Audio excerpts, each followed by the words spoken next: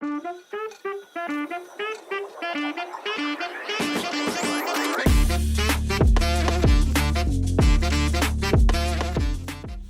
que lo diga así, pero yo creo que estamos en una crisis de interioridad muy cañona. Y yo, no, o sea, como que yo me pondría a preguntarles qué tan profundas son las pláticas con sus amigos cuando pistean. Vamos a ponerlo en un contexto así, ¿no? Que digo, los fines de semana pues salimos con un camarada y todo. ¿De qué terminas platicando? No tiene que llegar la bestia, no tiene que llegar el anticristo. O sea, para mí el número de la bestia, así como lo hablan los cristianos, si tuviera que empatizar con su teología un poco, es cuando le ponemos precio al ser humano. Y fue invitado a la academia. Y justo el que era director de ese, no sé, con Benedicto XVI, era un protestante, un pastor presbiteriano. Estaba ahí con él. Él era el director de la ciencia de la academia de la iglesia, o sea, católica. Que gastó se lo dejas a un protestante. Pues bueno, tal vez era muy serio. Pero tiene un punto, ve diferente, sí, de otro ángulo. Es ¿no? que realmente cuando tú ves que entre más conoces tu fe, te das cuenta que en realidad hay menos división en las formas de pensar actuales. Claro, hay cosas que van a ser innegociables, ¿no?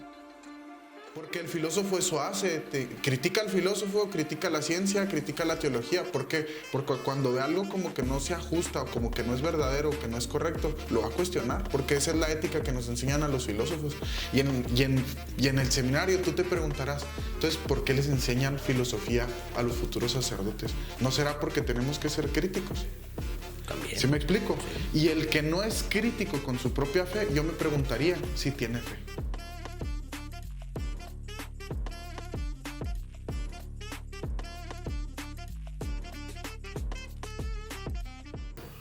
Hey, ¿qué tal? ¿Cómo están? Es un gusto volvernos a ver y a escuchar, que nos escuchen por las diferentes plataformas. Ya lo saben, estamos en plataformas de audio y video.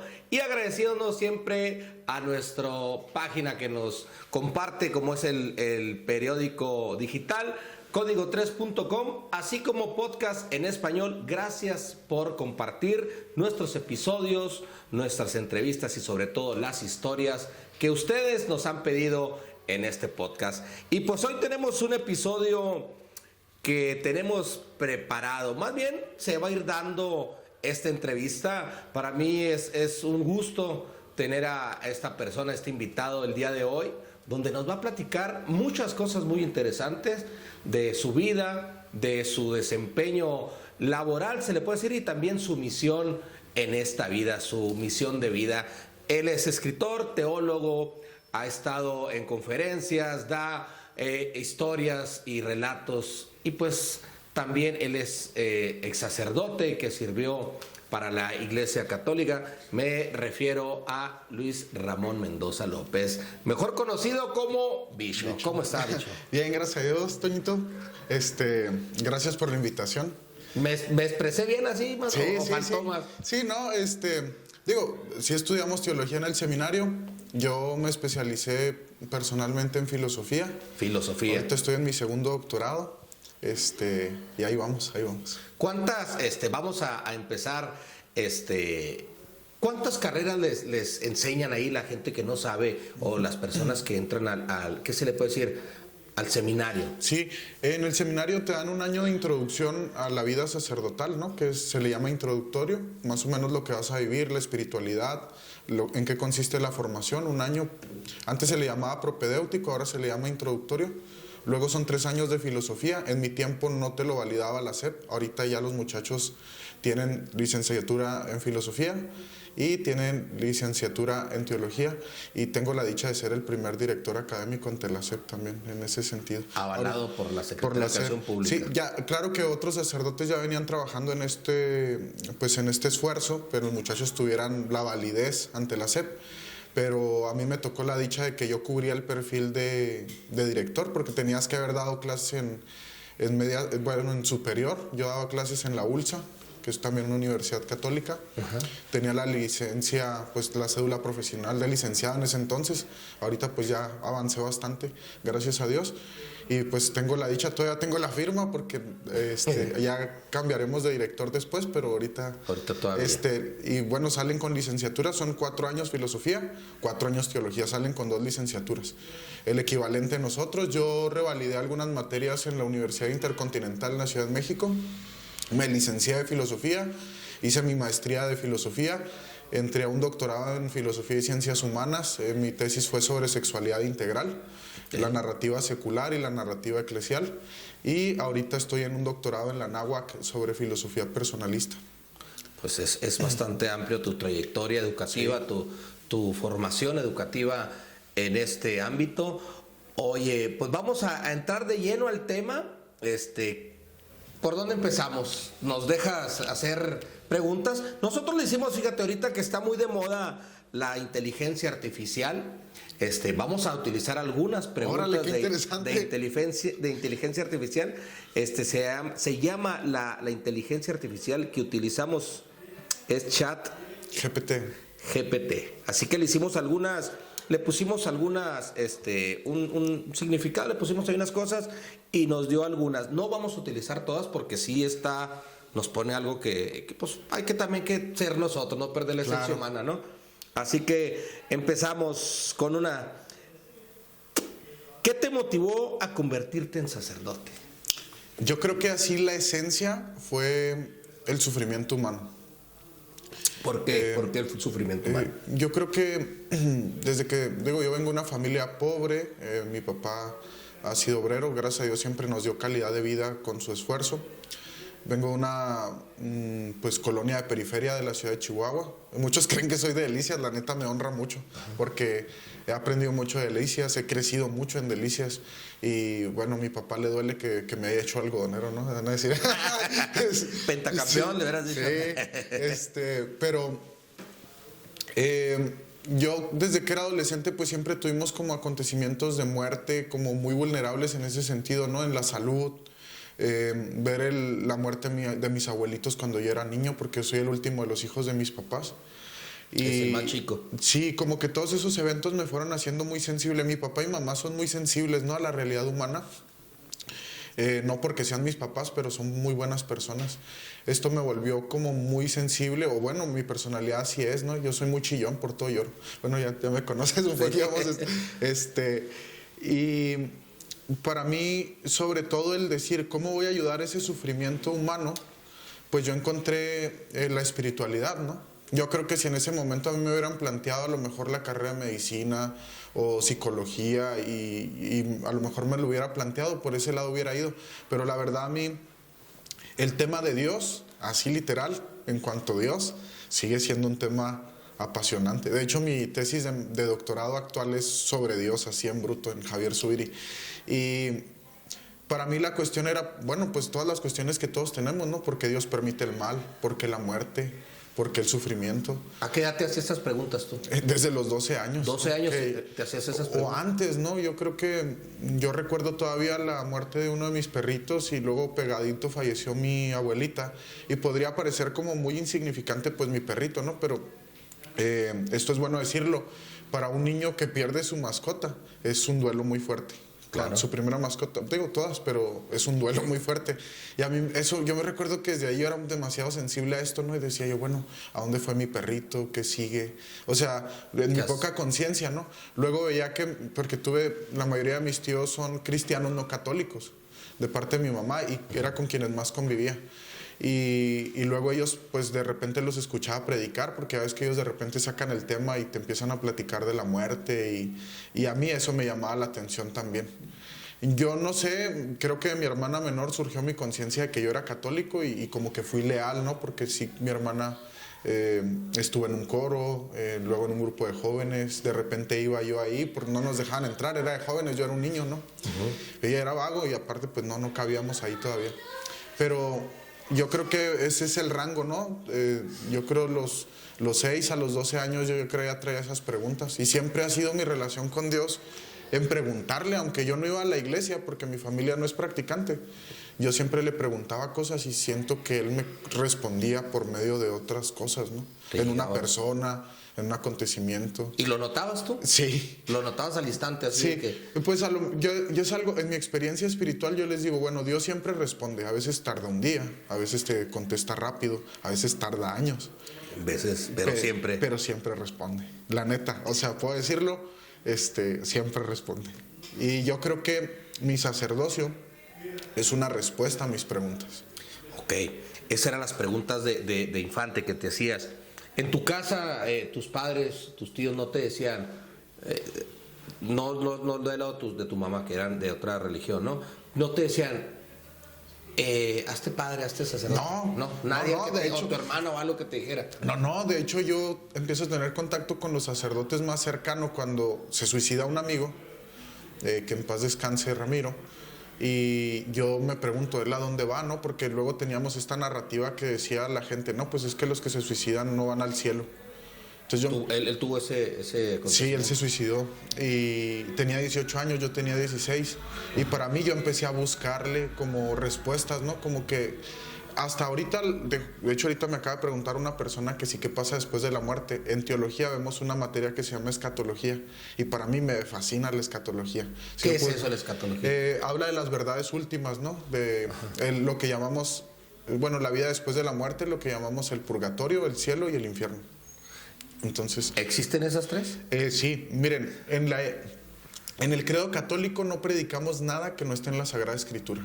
Todo es en base a las escrituras. La primera fuente de reflexión para la teología católica es la teología que está en las Sagradas Escrituras. Y claro, ya de las Sagradas Escrituras viene la tradición oral, porque antes de la Escritura fue la tradición oral, ¿no? Lo que llamamos, por eso es más grande, exacto, es más grande hablar de tradición que hablar de Sagrada Escritura. Por eso para el católico sí es importante la Sagrada Escritura, pero es más importante la tradición, porque dentro de la tradición también están las enseñanzas de otras personas que incluso, no sé, por ejemplo, la otra vez lo vi lo tuve que exponer en clase, pero había un incluso padre de la iglesia que no era católico, pero aportó mucho al pensamiento católico. Y eso se considera como parte del pensamiento católico, porque aporta a la reflexión a partir de las Sagradas Escrituras, ¿no?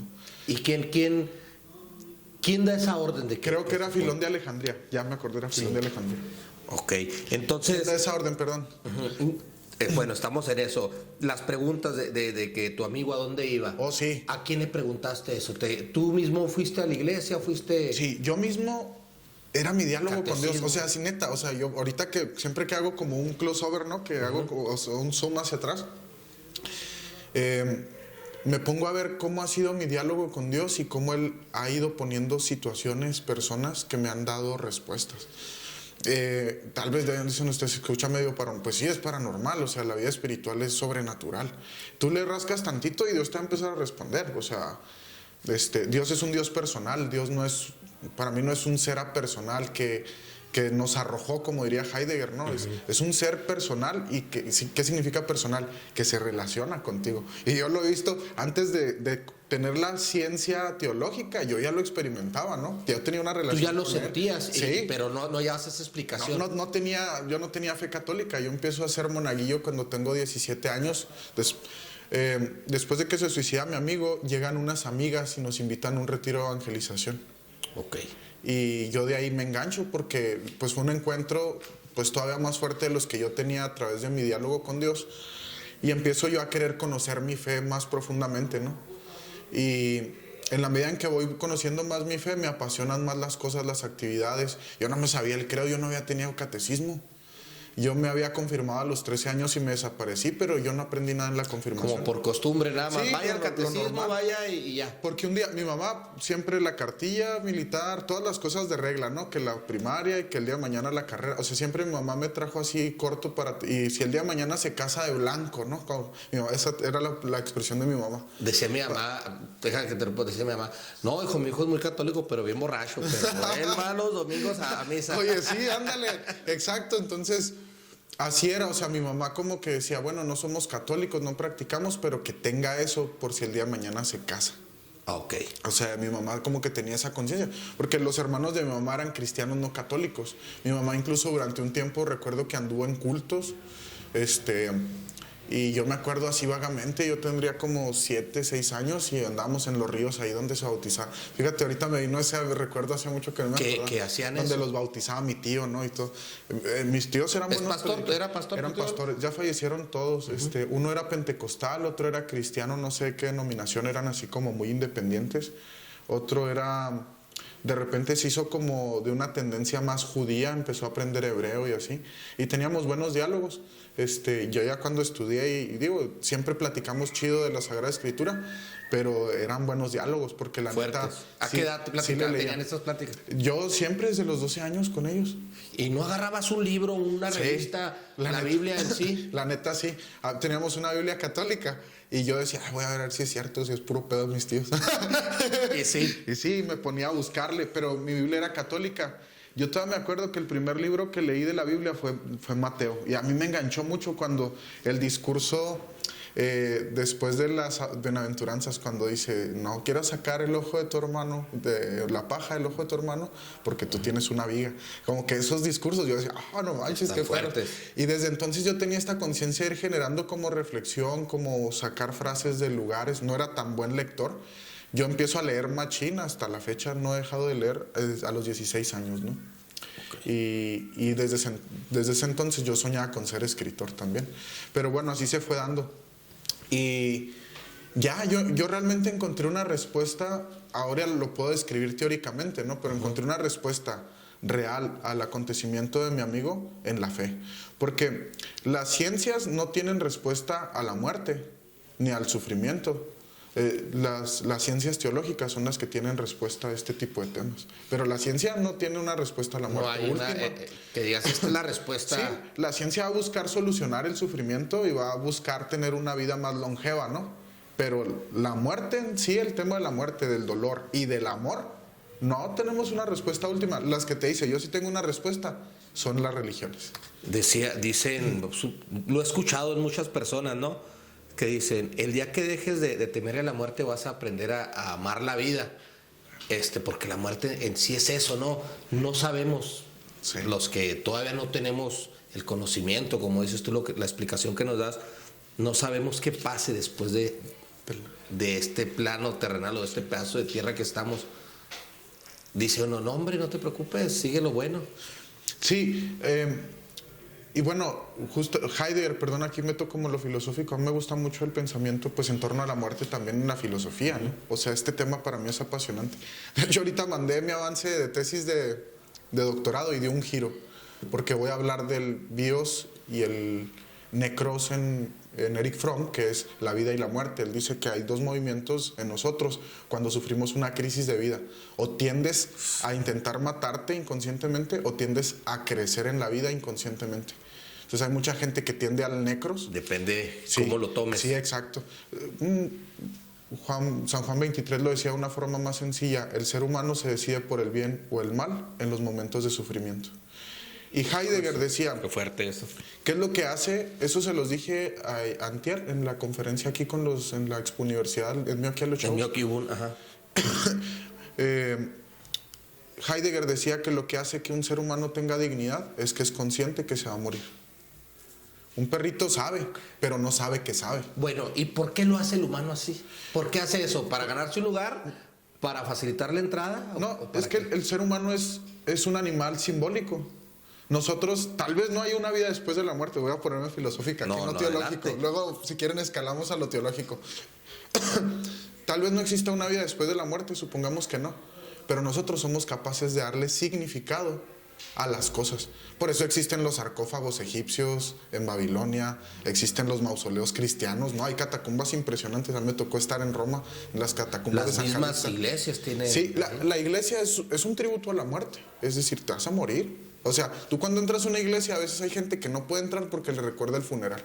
Pero tú fíjate, hacemos hasta bonita la muerte, ¿no? El féretro tiene ahí sus adornos, le ponemos flores, 2 coronas a mi madre, al panteón voy a llevar.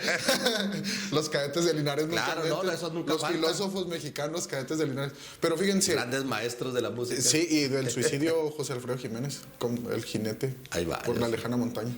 Pero bueno, Lo que quiero decir es que nosotros le damos un significado a la muerte también. Y por eso pensamos naturalmente que va a haber algo después. A lo mejor no hay, pero le damos significado. Y eso le da sentido a nuestra vida.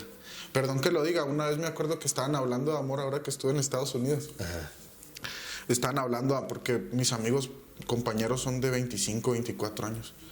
Y luego están platicando del amor. Y me dice mi amiga María, si ve el podcast se va a acordar de mí, me dice, ¿qué estás pensando?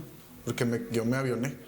¿Te fuiste? Y le dije, no le quise decir, le dije, no, nada.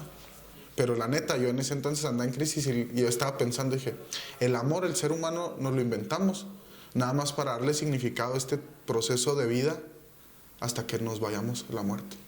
O sea, es para darle sentido a la vida, pero el amor no existe. El amor ahí está. No lo inventamos. Solo cambia de amante. Ahorita, sí, sí, pero a lo mejor ahí pensé muy trágico, porque mi discurso del amor sí es muy positivo, pero si lo vemos también así negativo, nos da que reflexionar, decir, pues me invento el amor para pasar esta vida como si tuviera sentido, pero a lo mejor la vida ni tiene sentido, te lo tienes que inventar día con día. Nosotros le damos todo eso significado a todo, ¿no? En cuanto a animal simbólico, sí. Van a decir que no era padre, que no es creyente. Pero está bien lo que tú nos dices, así fue como tú fuiste llegando a la iglesia, sí. ¿No? Ahora sí que entra el dicho aquí, preguntando se llega a Roma. Y llegaste a una parte de Roma, ¿no? Sí, de hecho, mi discurso siempre en las homilías y también a la hora de escribir libros, siempre, esto yo lo he ido aprendiendo, pero me gusta mucho Milán Kundera, o por ejemplo Kafka, bueno, ya es más como literatura, o por ejemplo Albert Camus, te llevan al infierno y ellos ahí te dejan, pero a mí me gusta como un avión que se va desplomando y luego levanto a la gente con la teología, ¿no? Espérense, hay esperanza. Pero me gusta llevarlos a que sientan el infierno, ¿sí? Y luego después, qué cabrón. Cuando estamos oscuro ya, que parece que no hay, prende una luz. Así son mis libros, así me gusta a mí. Hablando de eso que dices de la esperanza, pues la esperanza y fe son unas palabras que están siempre en nuestra vida diaria, ¿no? Tengan esperanza, tengan fe. ¿Es fácil tener fe? ¿Cómo se encuentra la fe? Para nosotros la fe es un don. El creyente católico. Hay mucha gente que no tiene fe. Y tú no puedes juzgar a alguien que no tiene el don de la fe. Es como si, yo llegué tarde a la repartición de la fe. Así como la raza que llegó temprano y se formó 2 veces a lo guapo, a lo estilero, a lo que quieras. Pues hay gente que a lo mejor no alcanzó fila. No, y no es... Dios lo da, me explico. Es un don. Por eso si hay gente que no tiene fe y quiere tener, pues pídelo. Porque la fe es un don de Dios. Pero para mí, la forma de tener fe es cuestionándote.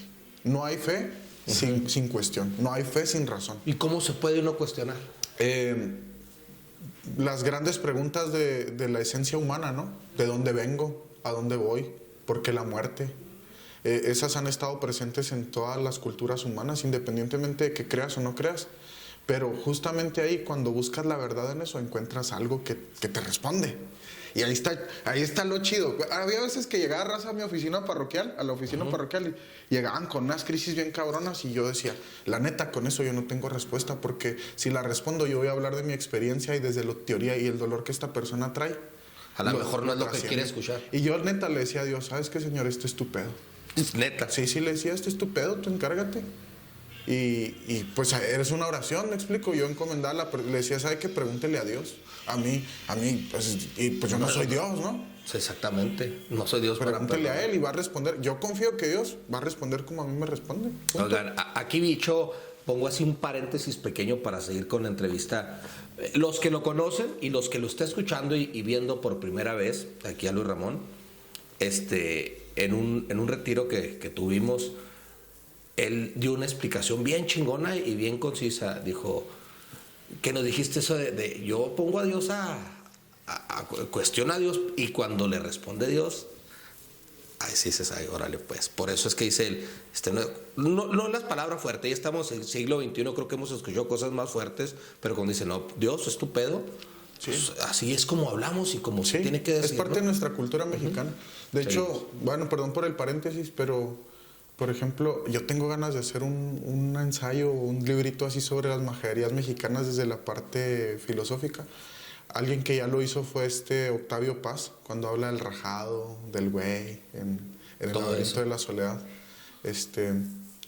Entonces, pero bueno, justifica por qué hablamos así, de dónde proceden nuestras expresiones. Pero bueno, perdón por el paréntesis. No, por eso y luego es que también nuestras majaderías tienen una expresión que te hacen, son catárticas.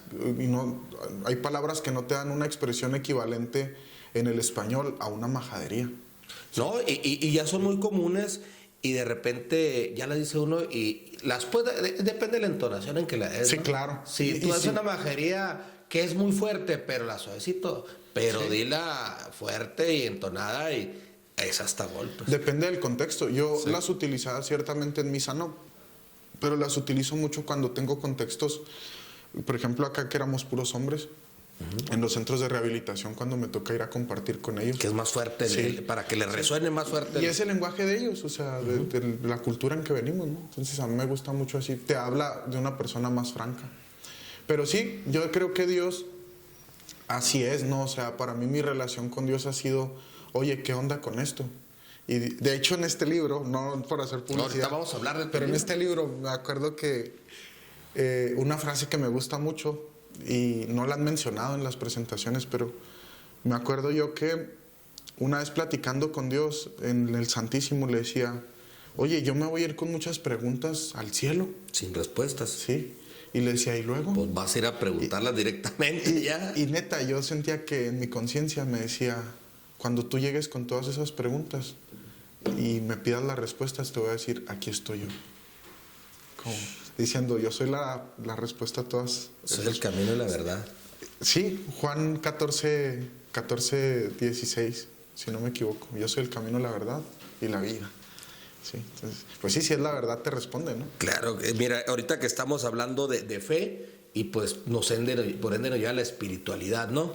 Dice, ¿cómo escribirías la relación personal con Dios hoy en día? ¿Cómo ves tú a la gente, a la sociedad, la relación con Dios en estos tiempos que todo es comercial, que todo lo queremos sin esfuerzo, que todo queremos con respuestas ya? ¿Tú cómo ves en estos tiempos? Hay un autor que me encanta cómo lo describe. Él dice, son personas sin dentro, personas frívolas, personas vacías. Perdón que lo diga así, pero yo creo que estamos en una crisis de interioridad muy cañona. Y yo, no, o sea, como que yo me pondría a preguntarles qué tan profundas son las pláticas con sus amigos cuando pistean. Vamos a ponerlo en un contexto así, ¿no? Porque digo, los fines de semana pues salimos con un camarada y todo. ¿De qué terminas platicando? ¿No? ¿De qué platicas con tus amigas, con tus amigos? ¿Hablas de dinero? ¿Hablas de negocios? ¿Hablas de mejorar tu carro, tu casa? ¿O realmente te lleva a preguntar? Ahorita los grandes temas, hay gente que dice, de religión, de fútbol y de política no se habla. Oye, qué aburrido, ¿no? Si no hablas de eso, qué aburrido, es lo chido, es lo sabrosito. Es decir, yo creo que estamos, la neta, la crisis de las relaciones humanas radica en que no hay una relación consigo mismo. No le pongas con Dios. Primero contigo mismo, porque San Agustín decía, noverim me, noverim te, que me conozca a mí, que te conozca a ti, en las confesiones. Si yo me conozco a mí mismo, si yo tengo un encuentro real conmigo mismo, ahí tienes en caliente el encuentro con Dios. A un paso de la nada está el encuentro con Dios. Y la gente no se atreve a encontrarse consigo mismo, porque encontrarte contigo mismo duele. Y ahorita las redes sociales y toda la información que nos bombardea tiene como eslogan el no sufrimiento.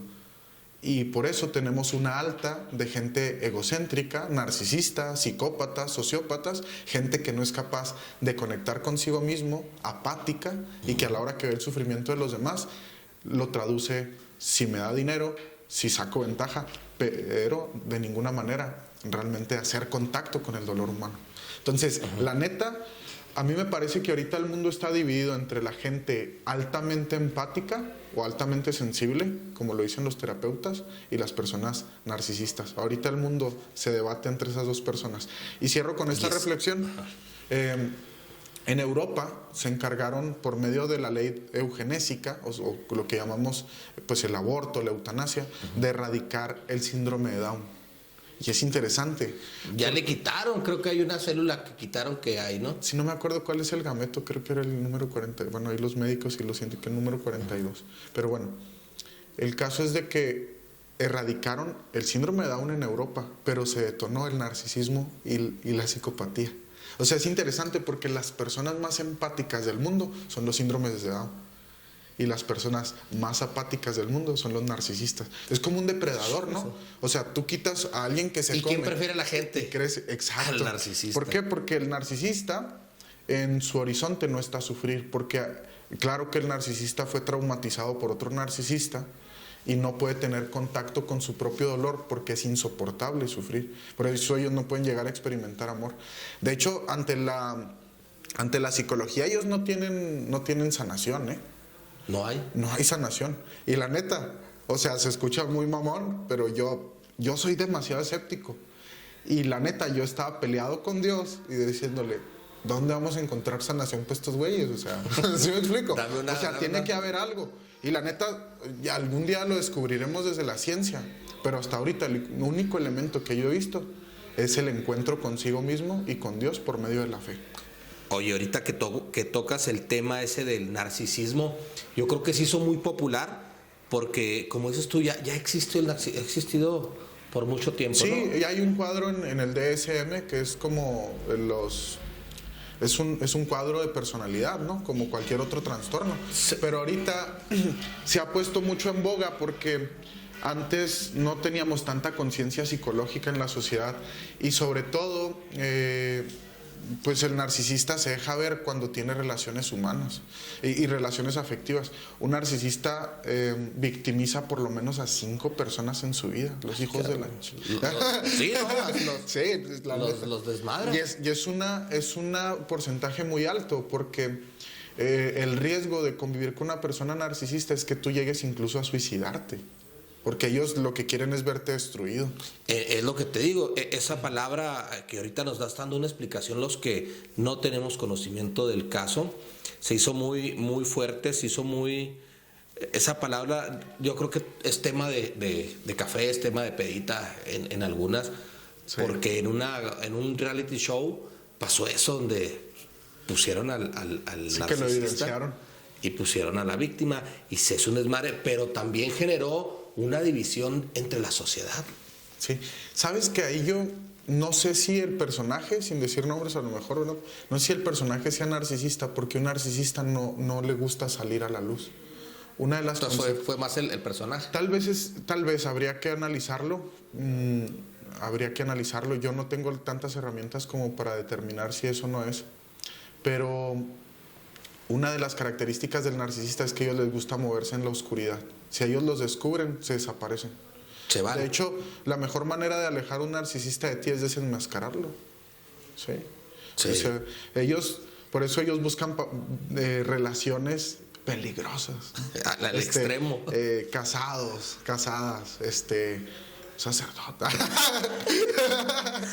Ahí es otro tema que vamos, sí, o sea, buscan cosas. ¿Por qué? Porque se mantienen, entre ellos vivan oculta la adrenalina de destruirte, mejor.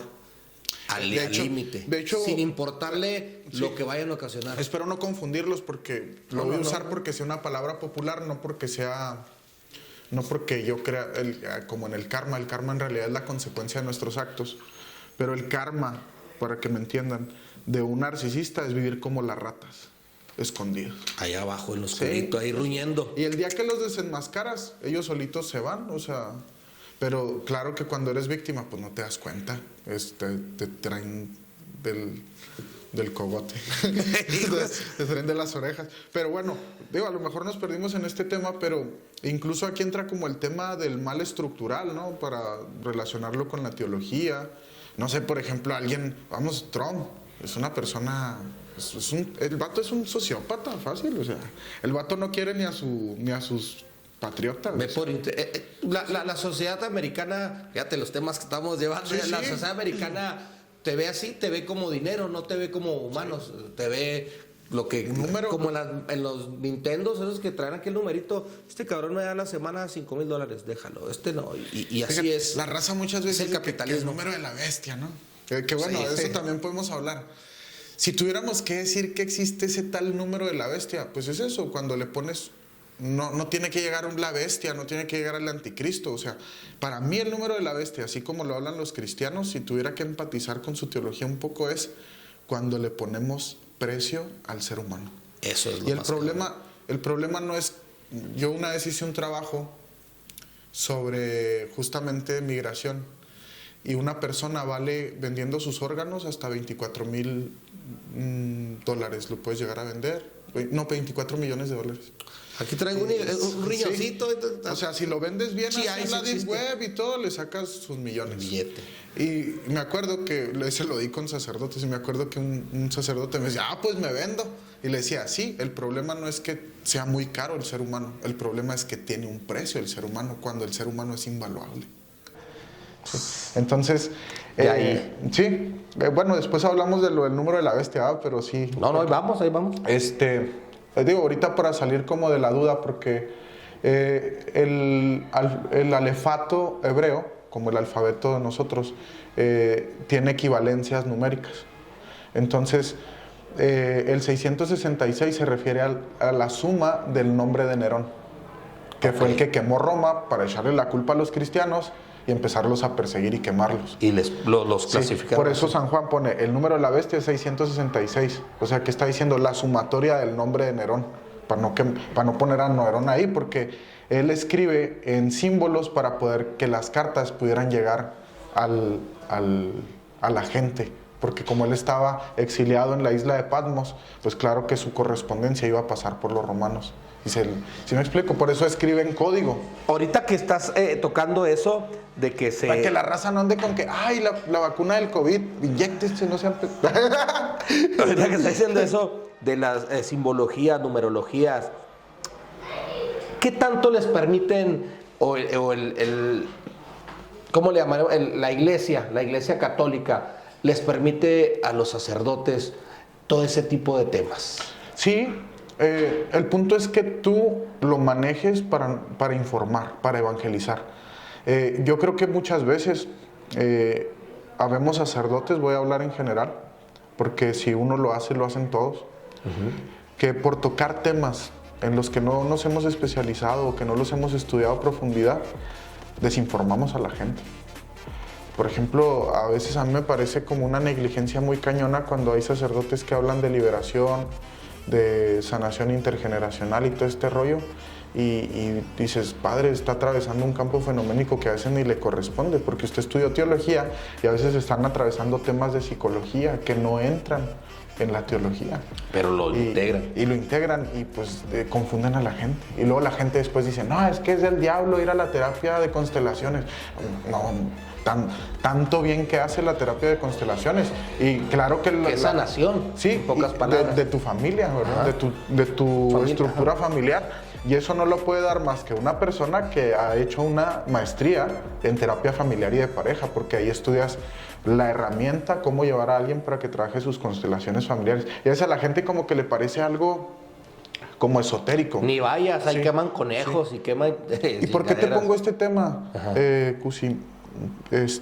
Porque la gente luego confunde la sanación intergeneracional con las constelaciones y le hace mala publicidad a las constelaciones familiares y se van por este otro rollo, pero si se van por acá pueden llegar a caer incluso a veces en la superstición. Entonces, hay temas con los que tenemos que tener mucho cuidado porque hacen daño. De pincitas. Sí, a mí realmente como me causaba conflicto cuando la gente decía, yo no me voy a poner la vacuna del COVID porque es del diablo. Y dices, ¿en qué te fundamentas? Deja tú, y la gente lo más cabrón se lo cree, o sea... Sí, y hubo gente que se murió porque no se la puso. Una vez, me acuerdo que estábamos en una cena platicando, la esposa, con todo respeto, de un amigo que es cristiana, y decía que era la marca de la bestia. ¿La COVID? La del COVID, y luego me dijo, ¿tú qué opinas? Y yo no quería opinar, la neta, porque pues es una dama, y pues iba a desmentirla, ¿no? Ajá. Y luego sí mis amigos me voltearon a ver si como que sí, dile. ¿Para qué? Y pues le expliqué, ¿no? Le dije, pero bueno, hay que saber un poquito de Sagrada Escritura, en qué contexto se escribió el Apocalipsis. Y le dije, bueno, ¿sabes qué significa Apocalipsis? No. ¿Sabes poquito de hebreo? No. ¿Sabes el contexto histórico? No. Pues Entonces no puedes decir indiscriminadamente, aunque lo diga tu pastor, si no te lo está explicando mal tu pastor. O sea, porque a lo mejor el pastor lo vio en la tele, o lo escuchó en Facebook, o lo vio en Facebook. Sí, o un discurso de otros pastores que lo transmiten así, ¿no? O sea, es el número de la bestia. No. Estamos aquí con Luis Ramón Mendoza, con el Padre Bicho, así lo conocen.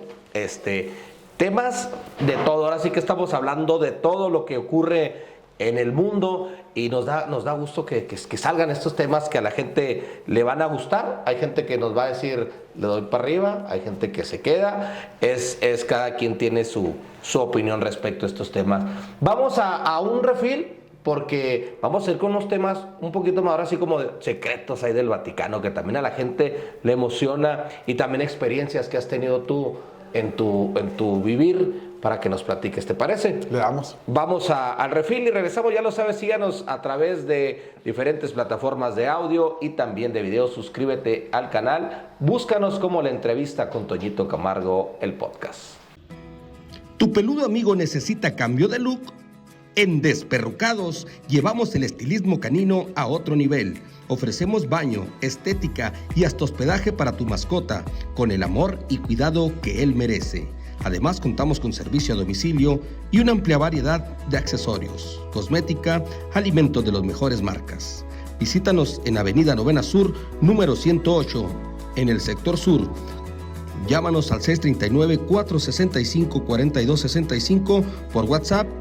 Desperrucados, alto diseño en estilismo canino, tu peludo te lo agradecerá. Oiga, pues continuamos en el podcast y estamos aquí platicando con el Padre Bicho de diferentes temas, y uno de los temas que nos llama la atención en este siglo XXI, a tu opinión. Vamos a pedirte a tu opinión una pregunta que dice: ¿qué opinas de quienes dicen que la iglesia está desconectada de la realidad actual? Sí, es interesante. Sí y no, como en todo, ¿no? Yo creo que en todas las sociedades, en todas las organizaciones, en todas las instituciones, se da que hay personas que están muy aterrizadas en la realidad, en el trajín de la historia, y hay quienes están muy extraídos de la realidad. Y justamente es como la sociedad va encontrando camino, ¿no? Me viene a la mente algo que dice Benedetto Croce: no existen respuestas absolutas, ¿no? Cuando encontramos la respuesta a ciertos problemas dados, ya surgen otros problemas y estamos buscando otras respuestas. Entonces, yo creo que la iglesia, en cuanto a institución humana, divina, porque creemos que es divina porque la fundó Dios, pero es humana porque la conformamos humanos, ¿no? Pues también tenemos que ir descubriendo cosas con la historia. Lo que sí puedo decir es que la iglesia tiene, por ejemplo, una academia para las ciencias, o sea, tiene observatorios científicos, ¿no? Se va actualizando. Sí, o sea, estamos, por ejemplo, no sé, llegó a estar, o sea, iban científicos de alto nivel, ¿no? Hacen congresos en el Vaticano, de todo tipo, de filosofía, internacionales, de ciencia, física. Ahí planteó Stephen Hawking incluso su última teoría que estaba trabajando, que era la del no límite, ¿verdad? O sea, esto está interesante.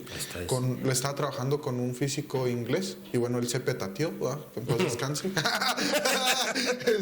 Pero le estaba jalando, o sea, está jalando en eso, ¿no? Y fue invitado a la academia. Y justo el que era director de esa, no sé, con Benedicto XVI, era un protestante, un pastor presbiteriano. Estaba ahí con él. Él era el director de la ciencia de la academia de la iglesia, o sea, católica, que gastó se lo dejas un protestante. Pues bueno, tal vez era muy serio. Pero tiene un punto B diferente, sí, de otro ángulo, es ¿no? Que realmente cuando tú ves que entre más conoces tu fe, te das cuenta que en realidad hay menos división en las formas de pensar actuales. Claro, hay cosas que van a ser innegociables, ¿no? O sea, como el aborto, eso es innegociable, porque pues lo que defendemos nosotros al final de cuentas es un fundamento científico, ¿no? Que es que hay una información genética determinada ya cuando hay una fecundación entre el óvulo y el espermatozoide, y nosotros es lo que dicen, no, es que son anticuados o es manipulación. No, en realidad no, es la cuestión de la defensa de la vida, ¿no? Y la iglesia siempre va a defender la vida. Tampoco podemos estar a favor de la eutanasia, o sea, estamos a favor de la ortotanasia, que es, por ejemplo, la medicina paliativa, que le da un digno morir a la persona, pero no que le quiten la vida, ¿no? Desconecten. Sí, exacto. O sea, la iglesia no está a favor del dolor de ninguna manera. Incluso en tema del aborto, yo creo que, por ejemplo, nosotros como católicos estamos más a favor de la despenalización del aborto. O sea, ¿qué quiere decir? Que no penalices a la mujer que aborte, pero no a Van a la par con las leyes. Exacto, o sea... las leyes penales. Ojo, es que es una línea bien delgada, lo que estoy diciendo, porque lo van a decir, dijo que estaba a favor del aborto. No. Lo que estoy diciendo es que el católico no debería estar a favor de que se penalice la mujer que aborta. Ok. Sí, porque ella ya cometió el acto y tú no sabes por qué lo cometió. Hay muchas ¿Sí me circunstancias. explico? Y no puedes penalizar a alguien que en sí ya cometió un acto que a partir de una herida, que pudo haber sido una violación, que pudo haber sido su circunstancia cultural, social, moral, y que todavía encima de eso digan, métanla al bote. ¿Me explico? Le piquen la llave. No se puede. O sea, cristianamente eso no entra en el discurso. Sí, es un tema todavía ¿Por qué la iglesia no está a favor? Porque luego abres la puerta al aborto. Ese es el problema, que detrás del aborto hay un mercado. O sea, hay hospitales que sacan tajada de aquí demasiado, ¿me explico? Claro. O sea, y bueno, de eso no puedo hablar porque, bueno, nos metemos en temas escabrosos y luego vienen cifras que tú te dices, ¿sí me explico? El punto es cuando se mercantiliza la eutanasia, cuando se mercantiliza el aborto, porque pues es una fuente económica muy tremenda, ¿me explico? Entonces ahí ya cuando entran esos intereses, pues claro que va a haber un empuje muy cañón para despenalizar o para permitir el aborto. O sea, lo ideal sería no penalizar a la mujer, pero no permitir el aborto. Bueno, pero la iglesia entonces sí está actualizada. Te lo digo así, antes de que me contestes. Ahora que salió el retiro, pues mis camaradas, Lolo, la curiosidad, ¿no? Sí, oye, claro. ¿cómo te fue? ¿Qué platícanos? Sí. Les platiqué lo que yo quise. ¿Sí me entiendes? Les dije, miren, van a misa, cabrones. Pero lo que le van a misa. Sí. Güey, siempre dicen lo mismo, güey. Sí, mira. Le digo, vayan a mí. Es que siempre dicen lo mismo. No Sí. siempre es lo mismo. Es a lo que voy. Sí se Exacto. actualiza a la forma de la iglesia. Sí, claro. Si hay actualización, sin duda. Si a veces no sabemos de la actualización es porque, perdón que lo diga, a veces los sacerdotes no nos ponemos a la altura. Y hay que saberlo, ¿verdad? Hay que estar capacitándonos como sacerdotes constantemente, porque luego nos agarran de bajada con temas que no estamos actualizando y decimos cosas que no tienen nada que ver con lo que la iglesia está enseñando. Y fíjense, yo se los digo, yo no estoy ejerciendo ya el ministerio. Y a mí nada me costaría tener un discurso de, no, para que caerle bien a la gente ahora que yo me estoy dedicando a dar conferencias, que tengo consultoría filosófica personal, acompañamiento filosófico de desarrollo humano, todo esto. Para mí sería buena publicidad decir, no, mira, es chido este vato. Sí. No, porque yo sigo siendo fiel a mi fe, aunque no siga en el ministerio, porque conozco mi iglesia y sé por dónde va. Y no puedo ser desleal a la verdad también que veo dentro. Como también soy crítico como ahorita, ¿no? Los sacerdotes que decían, oye, padre, pues no predique eso de la sanación intergeneracional cuando no está fundamentado teológicamente. ¿Me explico? ¿Te han señalado a ti por eso? Sí, o sea, pues yo digo, en cuanto filósofo voy a hacer un granito en la pata. Un cadillo en los... Voy a hacer, un espolón, voy a hacer un espolón. Porque el filósofo eso hace, critica al filósofo, critica la ciencia, critica la teología. ¿Por qué? Porque cuando ve algo como que no se ajusta o como que no es verdadero, que no es correcto, lo va a cuestionar, porque esa es la ética que nos enseñan a los filósofos. Y en el seminario tú te preguntarás, entonces, ¿por qué les enseñan filosofía a los futuros sacerdotes? ¿No será porque tenemos que ser críticos? También. ¿Sí me explico? Sí. Y el que no es crítico con su propia fe, yo me preguntaría si tiene fe. Ahí ¿Sí? está. Yo digo que no hay una fe auténtica en el que no se cuestiona su propia fe. O sea, a mí que no vengan a decir, es que yo tengo mucha fe y que a mí no me cuestionen. Pues, mijo, no tienes fe. Cualquier idea va a venir y te la va a tumbar como la casa de los tres cochinitos. Así le van a soplar, ¿eh? Sí, háblese de sacerdote, háblese de laico. Si no se deja cuestionar, es una fe inmadura. Está interesante tu punto de vista que das sobre esta pregunta. A lo que te pregunté, te voy a hacer una pregunta, esa no es de inteligencia, ¿eh? Te he soltado ahorita decir cuáles Sí. frutas fueron de la inteligencia y cuáles fueron de un humano. Dentro de que estuviste tú ahí en el sacerdocio, ¿viste casos sobrenaturales? Sí. ¿Nos sí. puedes compartir uno, no todos, uno que tú digas y que nos haga abrir los ojos ante una fe ciega que tenemos la mayoría de los jóvenes? Miren, ¿Algún caso que nos quieras compartir? me gustaría abrir con la frase, hay una frase en teología, en cristología especialmente, que dice, se llama principio de encarnación. O sea, Dios siempre obra a través del humano, nunca ha prescindido del humano. Moisés, Abraham, ¿verdad? Los profetas, todos, prácticamente con todos ha intervenido, ha hecho mediación humana. Entonces, y dice, llegada la plenitud de los tiempos, lo hizo con Jesucristo, su Hijo único, ¿no? Entonces, yo, ¿qué quiero decir? Descubrí, esta es una frase mía, que yo descubrí después de que tuve contacto con varios casos de este tipo. Lo voy a contar nada más uno. Okay. Pero yo descubrí, lo más humano es lo más espiritual y lo más espiritual es lo más humano. Detrás de un caso de posesión, de que se mueven cosas, de que siempre hay una situación humana en la familia o en la persona que no está bien. Yo eso descubrí. Y cuando descubrí eso, yo no me ponía a darme el tiro con el chamuco, no. Yo me veía, decía, ¿por dónde se metió esta madre a la familia? ¿Por dónde? Siempre había un lugar, una herida, una violación, un abuso del papá a la mamá de violencia. O sea, siempre había una situación humana por donde se metía el pinche chamuco y empezaba a hacer de las suyas. De ahí, ¿tú crees que por ahí empieza? Y ahí te va, o sea, y la neta, o sea, era eso. Y bueno, la gente, ¿por qué recurre a la brujería? Porque siente desesperación y a ti llegan y te dicen, hombre, hay un brujo bien machín, te va a ayudar a curar y la riegas. O simplemente cuando sientes que estás perdiendo a tu pareja, que hazme un amarre, pero un tuluache pa' mi negra, dice el Panteón Rococó. ¿Se escuchaba esa rola? Sí, está muy buena. Un tuluache pa... Tú sientes que estás perdiendo a tu ser amado y vas a hacerlo, pues vas a ir a terapia. Y ya cuando no te sirve eso porque sabes que ya perdiste a la persona, oye, pues lo que me cobra el brujo ya es mi último.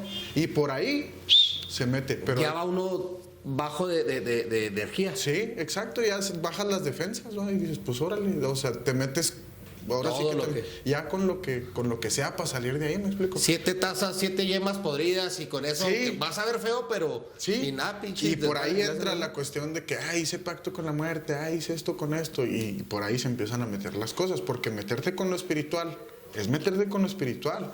Y el chamuco no hace nada gratis. Ahora, ¿por qué pasan cosas buenas por medio de la brujería, de la muerte y de todas esas cosas?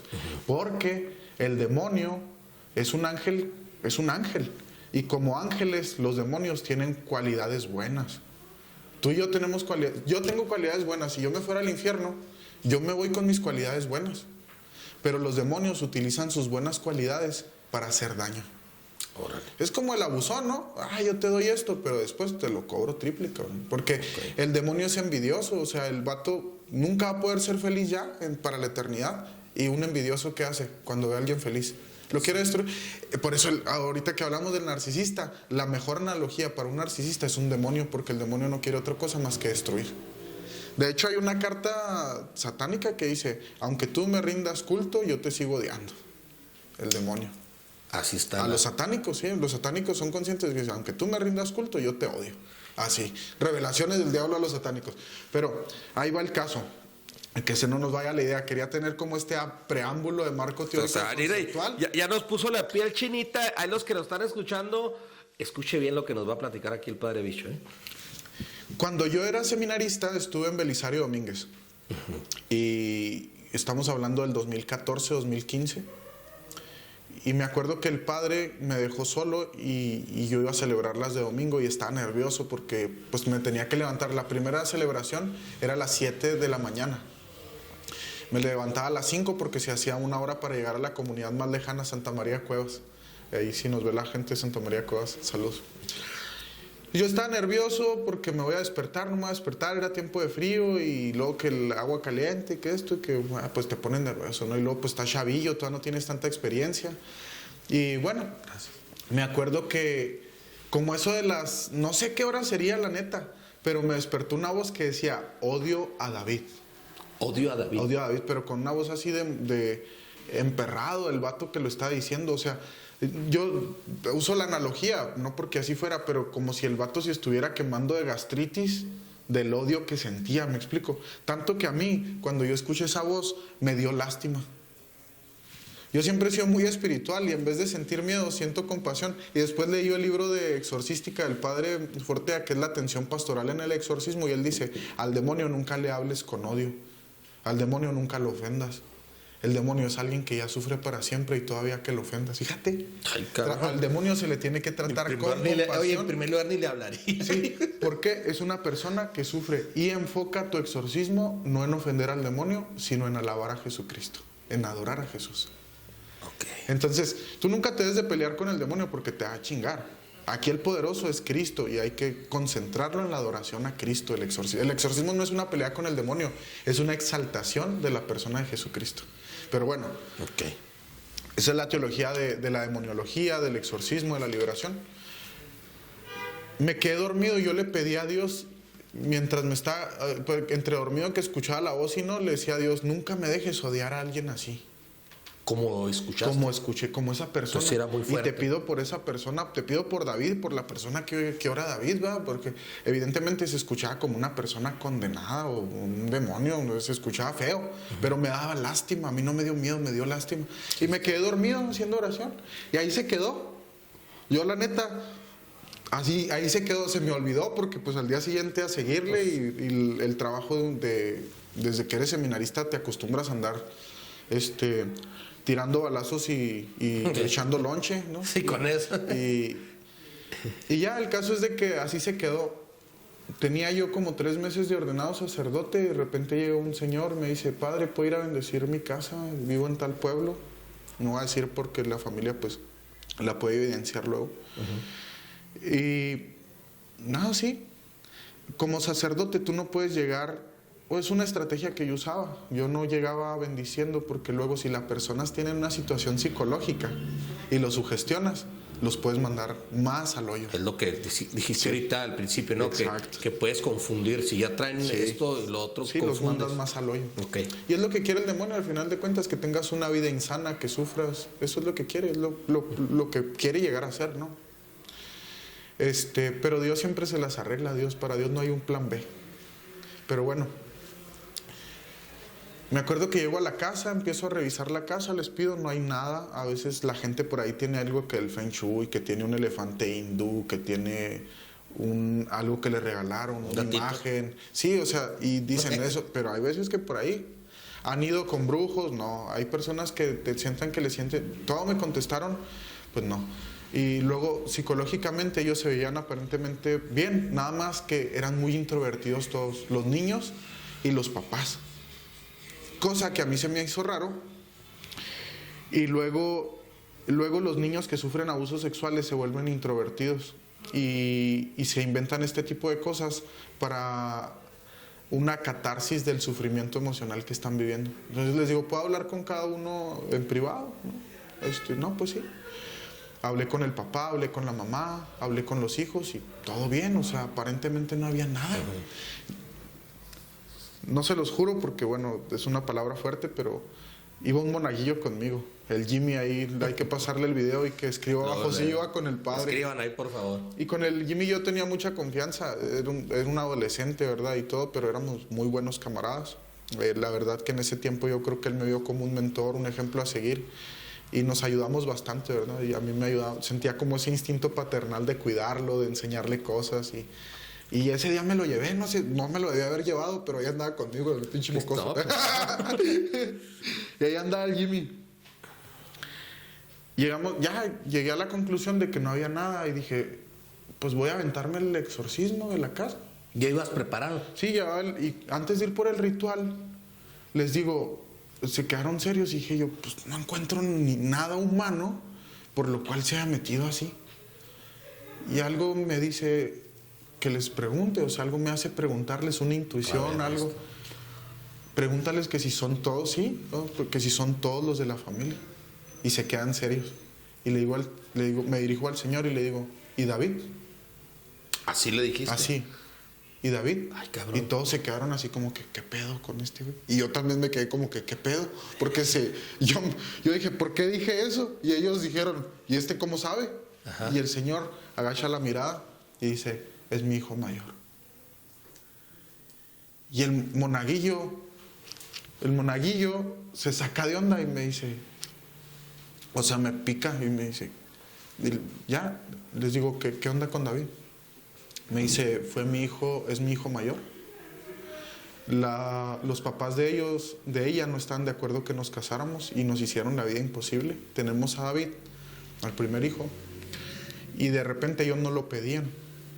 Pero ya después nos damos cuenta que tampoco lo querían, estaban enojados porque pues fue el hijo que selló nuestro matrimonio, ¿no? Ellos tenían la esperanza, no tienen hijos, un día se separan. Okay. Y dice, y lo chiplearon, lo malcriaron porque pasaba mucho tiempo con ellos. Nos lo empezaron a voltear, le metieron ideas de odio para con nosotros. Y mi hijo, por eso, tomó decisiones muy difíciles. ¿Falleció David? No. En ese entonces estaba en la Ciudad de México, estaba casado. Okay. Pero no los él ni cuenta. No, pero él no los podía ni ver a los papás. Okay. Había un rencor, sí, un odio. Exacto. Había un dolor muy fuerte hacia los papás, pero ni los abuelos lo querían. O sea, ¿sí me explico? Okay. Y yo no sé, yo intuyo que la voz era del abuelo. Del abuelo. Yo intuyo, no sé. No sé, porque yo ya nos pregunté de los abuelos, yo me concentré en el problema. Era gente de rosario todos los días, de misa los domingos, de confesarse, iban a congresos, a otros lugares, o sea, gente de fe, que no había una razón por la cual estuvieran pasando. ¿Qué pasaba? Pasaban corriendo de una puerta a otra, les quitaban las cobijas, les pegaban en el techo. ¿Quién hacía eso? O sea, el chanclón. Pues sí. Chanclón Van Damme. No había una razón, porque Santa Teresita del Niño Jesús, y lo cita el padre Fortea, dice, Santa Teresita del Niño Jesús un día llegó recién confesada y vio al diablo en la ventana.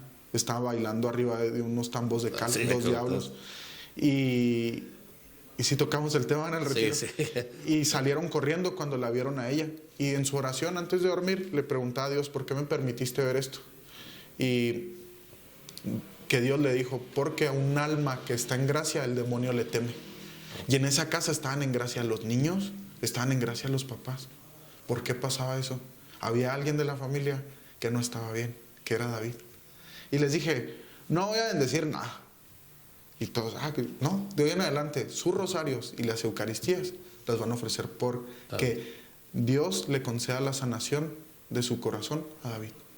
Lo empezaron a hacer, santo remedio. Se acabaron los... Por eso les digo, a lo mejor a veces el mejor exorcismo es llevar el camino a la gente para que vea cuál es la herida familiar que tiene. Y esa es la liberación más grande, que tú le muestres a la gente y le digas, no, mira lo que te está haciendo sufrir. Y no era lo que hacía Jesús. Levántate, toma tu camilla y anda. Antes de curar a los paralíticos, decía, tus pecados te son perdonados. Primero quitaba el dolor moral. Al leproso primero lo tocó para decirle, yo no tengo miedo de tocarte, tienes lugar aquí. Y a veces... El cobijito, el sí, apapacho. Pero lo humano, Jesús se hizo humano por eso. O sea, para mostrarnos que el camino a Dios es en el contacto humano. No es, el espiritual no es el que se aleja y anda acá volando y no, que reza mucho. No, el espiritual es el que sabe tener una persona espiritualidad, tú la conoces por su calidad humana. Claro. Ahí tú te das cuenta si la persona tiene interior o no. Porque hay gente que se les da muy espiritual y gente que nunca en su vida va a cambiar, son los hijos de la chingada que están dentro sirviendo en la iglesia. Perdón que lo diga, pero los hay. Claro. Una señora, una vez no fueron unas señoras con las que yo había batallado mucho para que, llevan un proceso duro de evangelización. Ellas iban escotadas a celebrar el cumpleaños de una de las personas y al final me dice, dígales algo, que no vengan así. Y luego le dije a la señora, usted también debería de venir guapa a la misa, señora. en el ejemplo. Sí, le dije, la neta, o sea, usted no sabe si para ellas eso sea la mejor ropa que tengan y a lo mejor para ellas es rendirle culto a Dios porque le digo, a mí no me inquieta como sacerdote verlas. Yo no estoy enfermo, no estoy degenerado. Si un sacerdote le hace ruido ver a una mujer así y no se controla, el pedo es del padre, que vaya a terapia, ¿no? O sea, y también los que están ahí vayan a terapia, o sea, porque yo soy capaz de ver a una mujer y decir, qué guapa, Y punto. Ahorita que nos bajamos, ¿verdad? Sí. La muchacha estaba guapísima, pero eso no significa que yo le empiece a dar vuelta en mi cabeza. No, y que, ¿cómo la voy a poner? O sea, ahí ya es pecado, ¿me explico? Sí. Y si tú no eres capaz de dominar eso como sacerdote y tienes que ponerle un chal, ahí está el pinche diablo, ahí chécate que tú te falta vida interior, cabrón. Oye, pero yo lo hice de cotorreo. No, yo me prendí. Te digo porque cuando salí del retiro, 2-3 días, unos camaradas que tengo que son muy pedotes, pues ya medio les platiqué. Ahí sin raspar, buenos saludos. Ya sacamos los trapitos, Me dijeron, oye, saliste muy espiritual y no traes ni. Ahorita que te vi La cruz. Tu cruz. Fíjate lo que yo les contesté, pero a lo mejor no fueron palabras mías, ¿eh? Me dijeron, no traes ni la cruz, pues traigo la pulsera. La pulsera no pero le tiene dije, no la necesito, güey. Yo ya tengo a Dios en mi corazón. Los vatos, mira, estaba echando la cabeza. O sea, querían como que hacerme sentir mal. Pero le dije, no, güey, pues no la necesito, aquí lo traigo. Oye, al rato te vamos a tener que contraentrevistar para tu encuentro con Dios. Eso está bien. Porque, chingón. digo, ahorita que está aquí la raza, pues Cusi ahorita es uno a otro antes del retiro, ¿va? O sea, tenías otra perspectiva de la vida, ahorita es. Pero bueno, Más. No me quiero convertir en el que te entrevista, al rato te invito a mi podcast. Cuando guste. Pero sí, es eso, ¿no? Como que yo quería, ahorita que preguntas eso, porque es mucha la audiencia que tienes, la neta está muy chido el podcast. Ya lo he estado viendo. Que la gente entienda que la espiritualidad se construye desde ahí, desde ser leales a los principios que nuestra familia nos ha dado, a ser leales a nuestra dignidad humana, a los valores humanos, que son al final de cuentas los valores del Evangelio. Y bueno, si ahorita hablamos, por ejemplo, pues yo ya no ejerzo el ministerio sacerdotal, es también porque he tenido que ser fiel a mis principios humanos. Y eso no me quita ser católico. ¿Con qué te quedas tú ahorita que dices tú que ya no estás en el sacerdocio? ¿Qué sí aplicas del sacerdocio a tu vida diaria? Mi oración, yo nunca voy a dejar de ser sacerdote. Y siempre que voy en el camión, que voy en cualquier lugar, yo voy bendiciendo a la gente. O sea, veo a alguien que trae una cadena o un Cristo, un rosario, y lo bendigo mentalmente. O sea, porque puedo. O sea, sí, ¿no? Entonces, o sea, ahora sí que yo siento que soy como un soldado anónimo. Oye, y sales ahora sí que al campo de guerra más. Sí. Estuviste en base y vas al campo de guerra. Yo aprendí a acompañar gente siendo sacerdote. Tengo muchos elementos de psicología, no soy psicólogo. Tengo muchos elementos de antropología, sí soy filósofo, pero en realidad yo he acompañado como sacerdote. Ahora que estuve trabajando en un restaurante allá en Estados Unidos, que me dieron la confianza también de ser como un líder dentro del restaurante, pues yo platicaba con los chavos y de repente, oye, traigo esta bronca. Incluso a veces me acuerdo una compañera traía una infección, en otra infección, que de repente el estómago y lo que la garganta y lo que ahora traigo aftas y andaba inmunodeprimida. Okay. ¿Por qué andas inmunodeprimida? Tienes un estresante, un factor estresante. Le digo, aparte traes el cortisol por los cielos, o sea, estaba inflamada, no gordita, inflamada, donde estaba la defensiva en la vida, ¿no? Entonces le digo, primero soluciona esa cosa y me dice, nadie me había dicho esto, porque a veces accesar a terapia ya es carísimo, ¿no? Bueno, uno como migrante, ya, pues. Sí. Y ella dijo, nadie me había dicho esto. Le dije, pues bueno, córtale a tu pedo con lo que te está generando eso. Yo sé que te va a costar porque puede ser una relación insana, puede ser el mismo trabajo, pero tú no vas a estar saludable otra vez hasta que no cortes con esa relación, sea laboral, sea familiar, sea lo que sea. Oye, está como, me acordé así rápido de un chiste que llegó es inevitable un chiste, así. Llega una persona, ¿no? Ahí al confesionario, pero no estaba el padre, estaba otra persona, ¿no?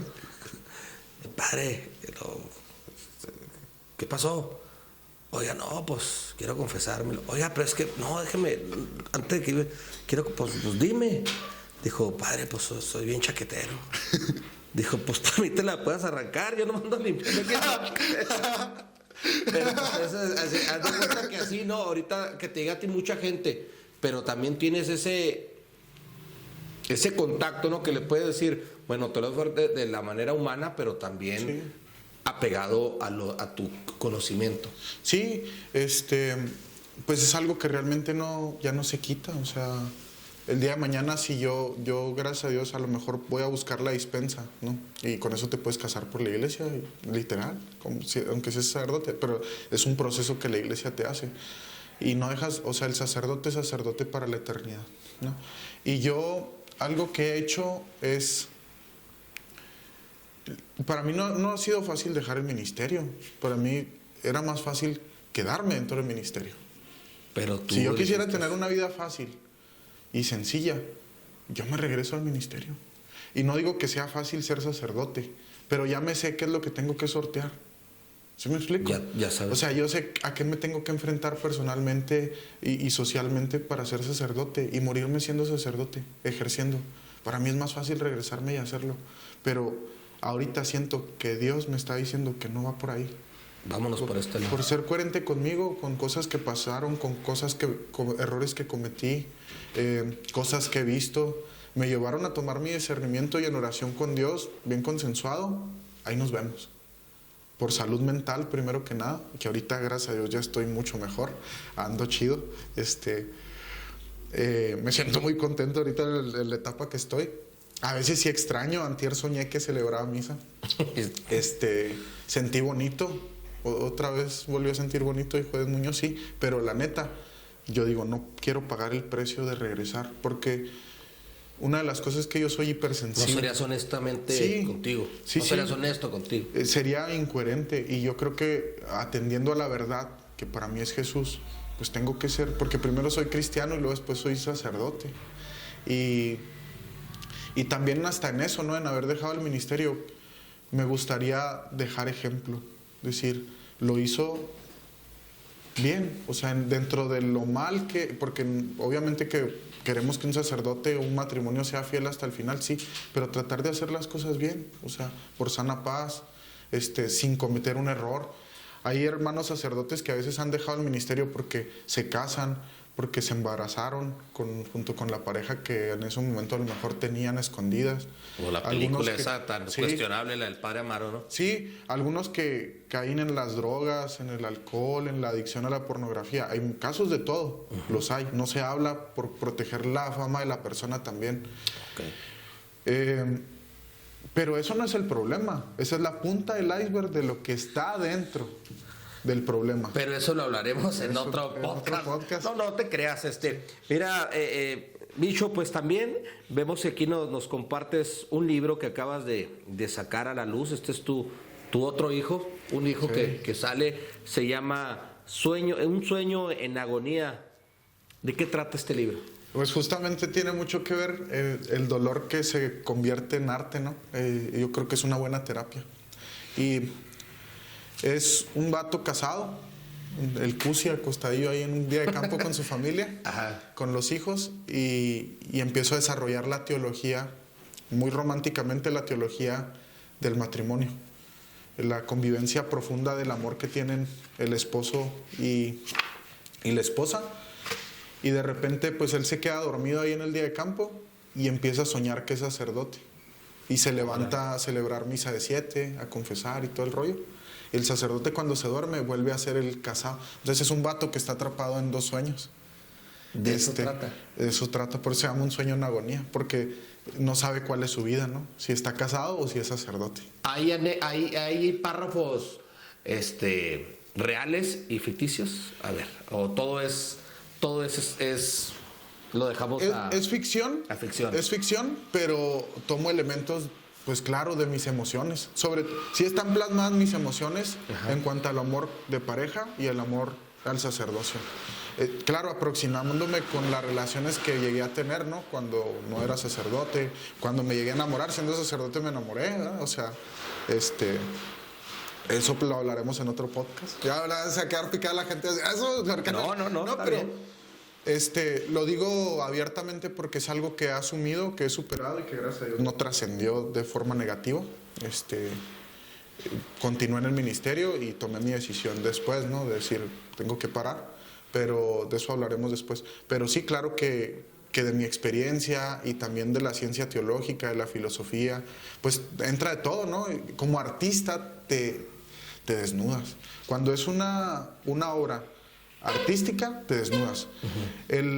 Cuando escribo ciencia, una investigación científica, filosófica, pues son datos duros, ¿no? Punto. Es tu investigación. Pero aquí te estás exponiendo tú porque es arte. El artista se dice.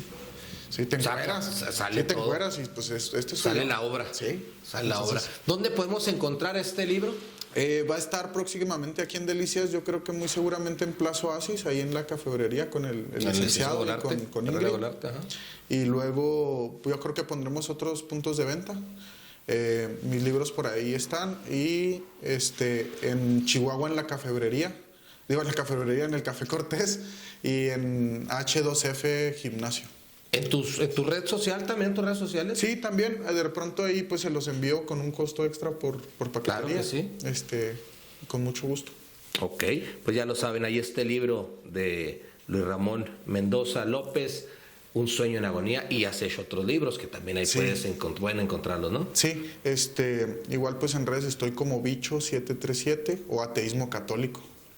Ok, te voy a hacer una pregunta y con esto concluimos antes de este podcast. Dice, si tuvieras que dar un solo consejo a alguien que busca un propósito en la vida, ¿cuál sería? Pues ya la pregunta tiene la respuesta, ¿no? Tener propósito en la vida es tener la valentía. No todo el mundo tiene un propósito. Hay gente que todavía, y me tocó verlo en el retiro, 60, 65 años, no saben qué están haciendo todavía. A lo mejor ya lo hicieron su propósito, pero hay gente que todavía no sabe. Por eso son ese tipo de retiros. Porque Exacto. no saben qué propósito, para qué. ¿Sí me entiendes? Y fíjate, ahorita que mencionas eso, lo primero sería nunca es tarde para encontrarlo y para realizarlo. Nunca es tarde. Nunca es tarde. Nunca es tarde. Primero, si tú sientes que vas tarde a realizar lo que tienes que hacer en tu vida, no vas tarde, vas a tiempo, porque por algo te estás dando cuenta ahorita también. Y todas las herramientas que has tenido sin realizarlo, te van a servir para realizarlo. Entonces, primero eso, que no tengan miedo a hacerlo. Fue una tía a la presentación del libro y ella terminó enfermería a los 50 años.